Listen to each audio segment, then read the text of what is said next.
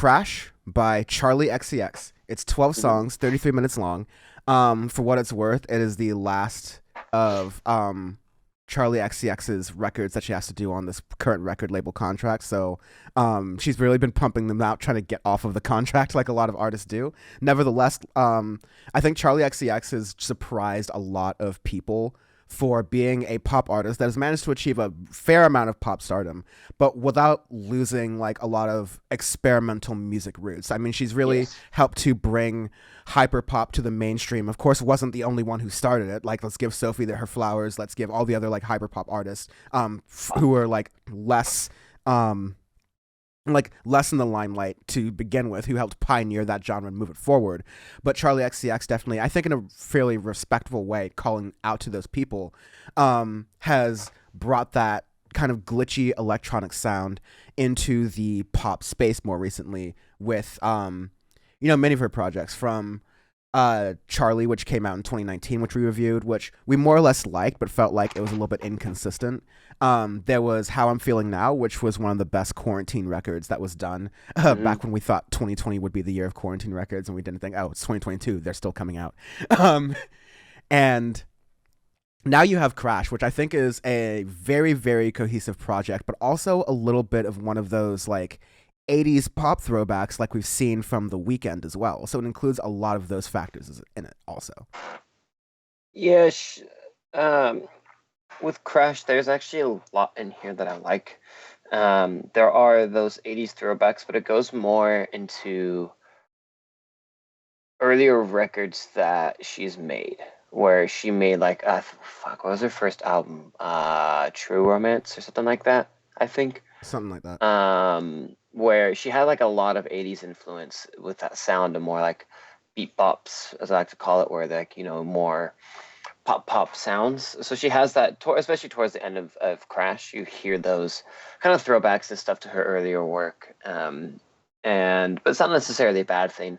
But that might be kind of my only critique is that, but it's just a personal preference at the end of the day. I'm not really mad with necessarily the 80s stuff in there, but it's more of like skipping along, like you used to know me and twice, like both those tracks I thought were just a little too poppy for me, but the rest of this album actually is quite good for what it is. Starting off, you have Crash, which whenever I hear this track, I just picture that Tesla yeeting itself in Echo Park now. So thank you for that. That's pretty much But it's all we could do.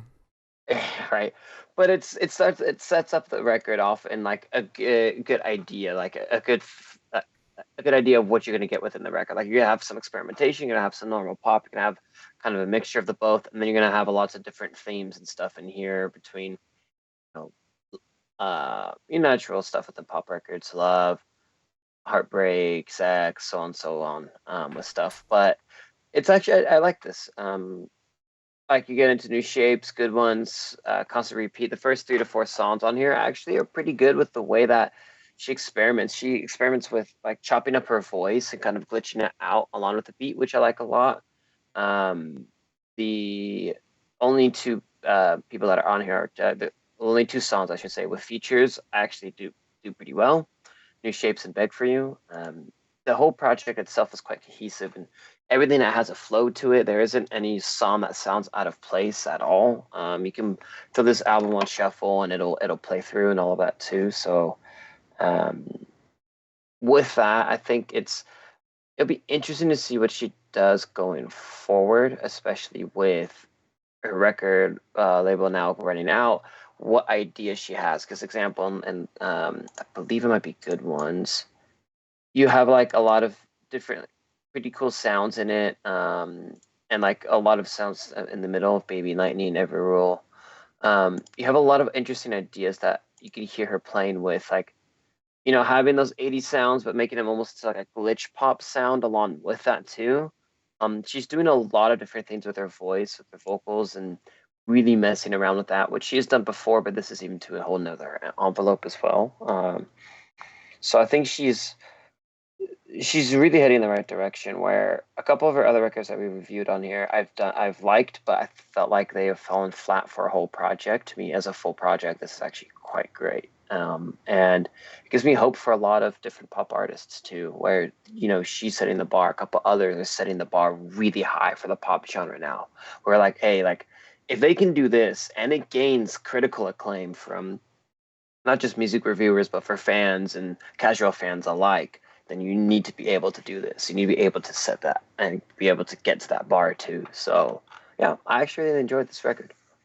Yeah, I think what you're getting at, or if I can speculate a little bit of Yeah. maybe what Charlie XCX's future sound could be like, I'm getting a lot of hints of, and I mean this in a respectful way, but a lot of what Lady Gaga started doing later in her career, which is making her records more callbacks to older eras, but then making them kind of dancey and poppy. Like Yeah, I hear yeah, like yeah. different subgenres kind of weaved in, especially through the first part of the record, down to Oh like yeah. "Beg for You," in like track 5, where it's a little bit softer, and just like speaking to the album itself in that context, I love the way the faster paced big like pop, of course you're gonna hear these everywhere songs, are weaved into these softer, more like emotional romantic pieces as well. Beg for You rides that line perfectly in the middle, but I think back to the electronic thing, all of these songs, or many of these songs, touch on different little subgenres of electronic music, and I think that sets up for a I think the album was called Chromatica by Lady Gaga. It sets her up for Yes. like that kind of thing, for Charlie XCX to do that kind of project where she's still going to be like a pop queen. She will have like transcended to that point, but now she's going to do like maybe a dance flip that'll still be very much with home with what Charlie XCX does, and a callback to her earlier work, perhaps purposeful, but something that I think will allow electronic music to have kind of a newer, fresh spin in the pop limelight. Because the 2010s, pop and electronic music was just high-pitched European vocalist, usually female, Hmm. and then dubstep drop. It's just like that was the whole decade. I'm hurt, dog. Don't ask me if I'm all right. But maybe, just maybe, Charlie XCX can help to pioneer something different with this future record. But I mean, now I'm speculating. If you can't tell, we're already in the nitpick territory of like an album we very much enjoy and think is Yeah, a I think good, like, it's solid I think it's masterpiece. a great pop. I think it's a great pop record. I think a lot of people are going to enjoy this. I'm actually going to listen to this quite a bit throughout this year. And like the pop category, the past couple of years has just been, the bar keeps getting raised so much now to where it's good for the genre. It's good for music in general because it gets out to people like, hey, like there's a lot of different avenues that you can do. You don't have to make the same thing over and over again. You can have different fun little things here that you can try different things. But yeah, I've really enjoyed this record in I general. loved it. Arbitrary scale this week. Oh man, we do Oh arbitrary Christ, scale. I forgot about We that. do. Lord Whoa. help me. We do arbitrary scales every week on Audioface because our review is our review. We don't give ranking systems or scores or ratings because it would just give you something else to argue over. We're just going to give you a ranking system that makes no sense episode to episode to, I don't know, let you argue over that. This ranking system this week is going to be things Tim Pool just learned in honor of Tim Pool proudly tweeting that he angrily left a restaurant because they wouldn't seat him exactly when he got there because he didn't make reservations for the restaurant. I can't believe people get news from Beanie Brain still. Still, exactly. I can't believe it either. But whatever.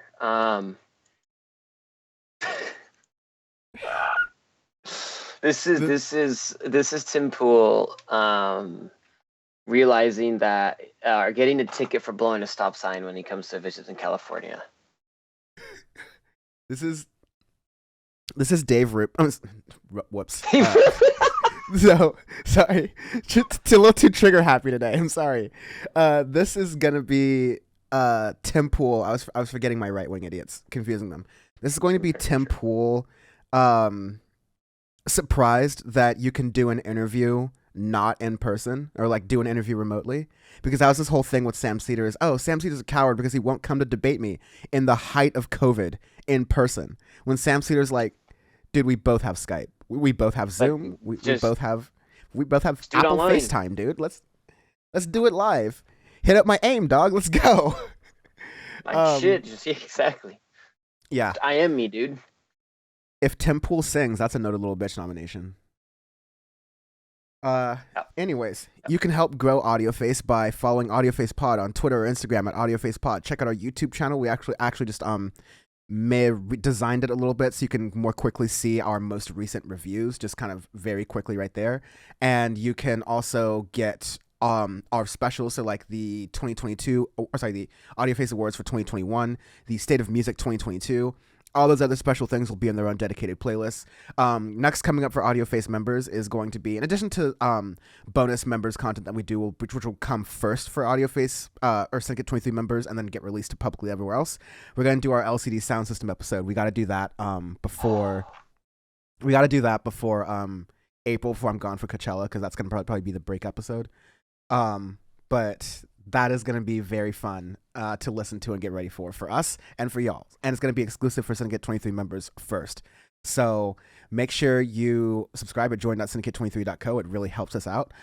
On Power Report, I was actually on Power Report. I was actually going to do more Kyle Kalinske stuff because he hasn't responded, and so he's chosen violence, and so therefore I choose violence. But Dave Rubin. Dave Rubin has like actually chosen violence. Dave Rubin, like, here I am, just Dick Cheney with my shotgun, just trying to shoot some ducks. And Dave Rubin walks in front of my line of fire, and I shoot. That's just what happened. I'm sorry. It's just like, and nothing could have been helped. And so,